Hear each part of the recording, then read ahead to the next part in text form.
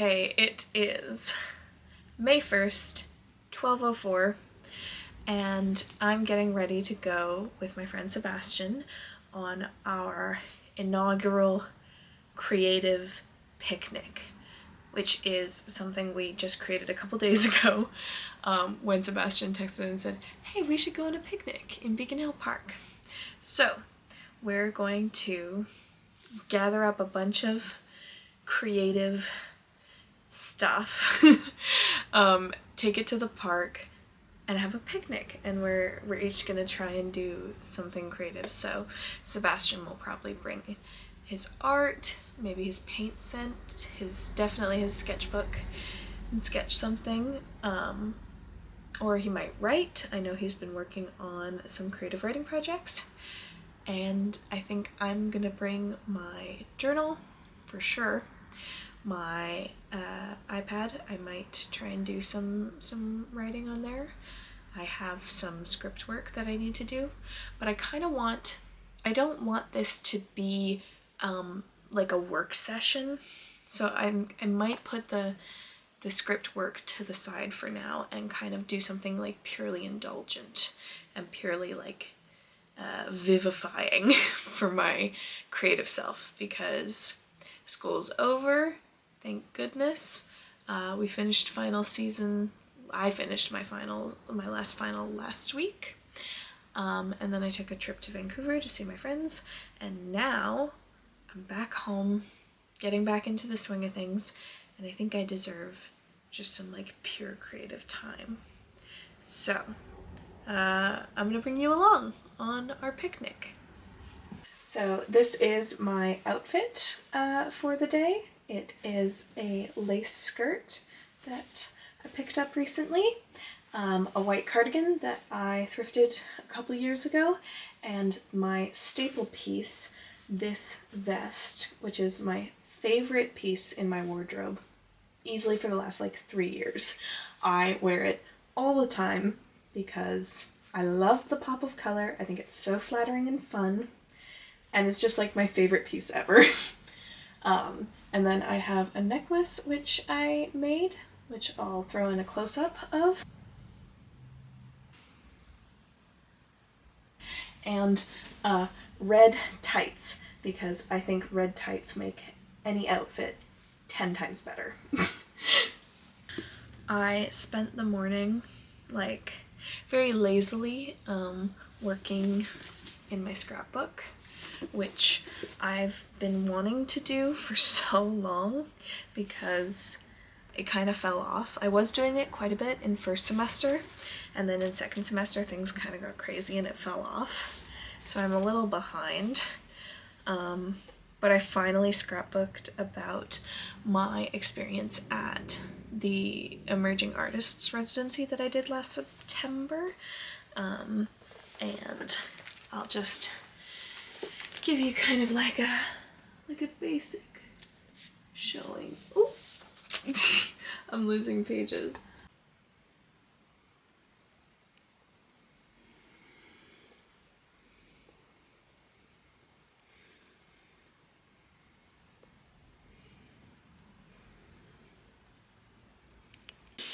Okay, so I'm here with my best buddy in the whole world, Sebastian, and we are going to crush this artistic picnic. Sebastian, what did you bring for our artistic picnic? I brought a little basket of food and also some drawing stuff. Wahoo! Okay. We are so ready. We're so ready. All right.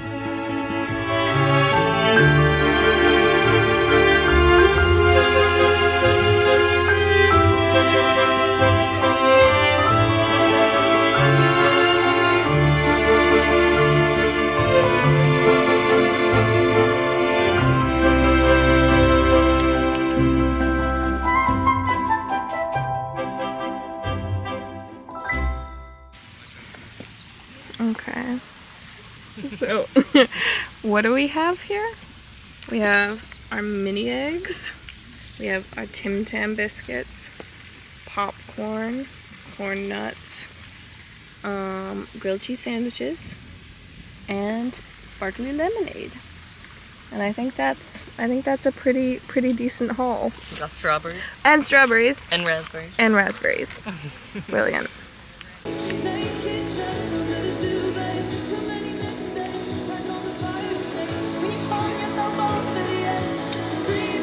Oh, and the ducks are coming too.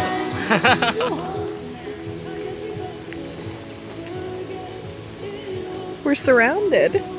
It's our energy, you know? They love us.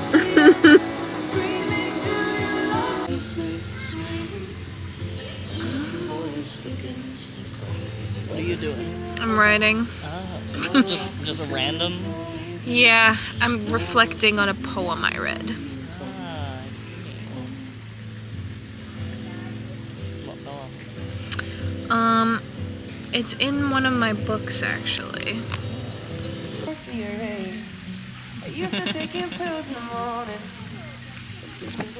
Where's the one?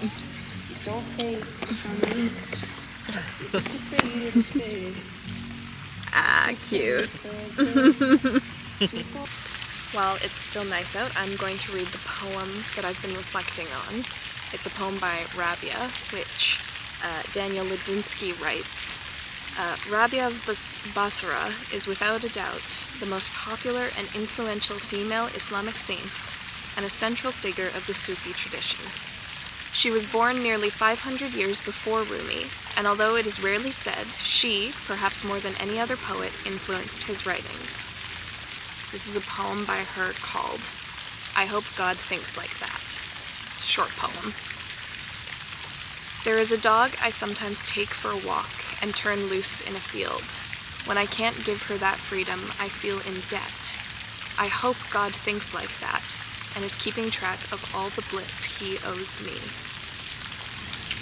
I just think that's so beautiful. I love that poem. I read it over 3 years ago for the first time in a bookstore in Victoria, and then I saw the book and I didn't buy it, and I regretted not buying it so much. And then this was in the thrift store the other day, so I thought it was a sign. What are you working on, Seb? I'm working on some character sheets for a story I'm writing, so yeah. I like your little triangle situation you got going on there. Thank you.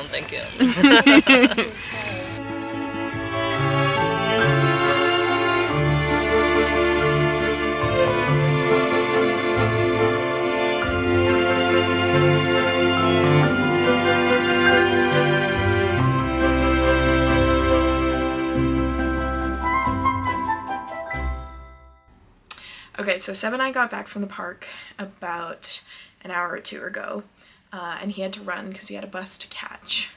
But it was such a lovely time. Like, I don't know, we both had so much fun. I don't often venture out into nature, mostly because, like, for creative reasons, mostly because I like to have kind of like a very controlled space when I write. But that was so lovely. Even if it was like a little distracting. Like, I didn't make progress, but that wasn't the point, you know? It was about hanging with my friend and reading and doing a little bit of writing and just enjoying the day. And I thought I'd read you a little from my journal about what I wrote. I was reflecting on that poem by Rabia. So this is what I wrote. I hope God thinks like that. A poem by Rabia, an ancient female poet. It goes a little something like this. And then I just say the poem again, but we've already heard it, so. I think about this poem often, how crisp and contemporary it feels. I try to picture Rabia, a Persian woman and a saint renowned for her beauty, as well as a victim sold into sex slavery, letting a dog loose in the field. But the image is disjointed, malformed like the ill-put-together bones of a now extinct species. And I only see myself, standing at the edge of the field by my mother's house, holding a leash of her white-furred, pointy-nosed beast, promising her tomorrow, tomorrow. Growing up in the Christian tradition, one is taught that we are sick in sin since birth, that every instance of rage, jealousy, covetousness, of which there were plenty in my childhood, counted towards a general ratio of purity versus impurity. I have been estimating that ratio like a uni student in the grocery store with $20 to their name since I was a child. To think, to even consider, that there's a God keeping track of my owed bliss instead of my sins is a redefining thought. That's all I wrote. So, not a lot, but it's nice to do those like little personal reflections. You do them in school a lot, and they're supposed to be very critical and very analytical, but it's nice to do them on a personal level. And I don't do that as often as I'd like. I think I should start doing that. Make that like a regular part of my routine. I'm kind of in a place where I'm trying to develop a bunch of routines over the summer because I feel like the summer is my flat time. Like, time is flat in the summer, if that makes sense, meaning like there's fewer established responsibilities and there's much less established routine. So I'm trying to establish some routine while I have the time in the hopes that it'll carry over once school starts again. Oh, and I wish I got it on video, but there was a moment when I was like taking pictures when the peacock walked right behind me, like I felt its feathers on the back of my skirt, and I turned around and he was already gone. And so I didn't get a picture of the peacock, but I got a picture of my reaction, which I'll put up. But it was so silly. I don't think I've ever been that close to a peacock, even though we see them all the time here. But anyways, that's it for this video. Let me know what you think. I'm very new at this, so I'm kind of still finding my footing. I would love to read comments, and if you like what you see and want to support, you could like the video or subscribe to my channel, and that would be much appreciated. Alright, thanks for watching, everyone. Bye. Any other poet.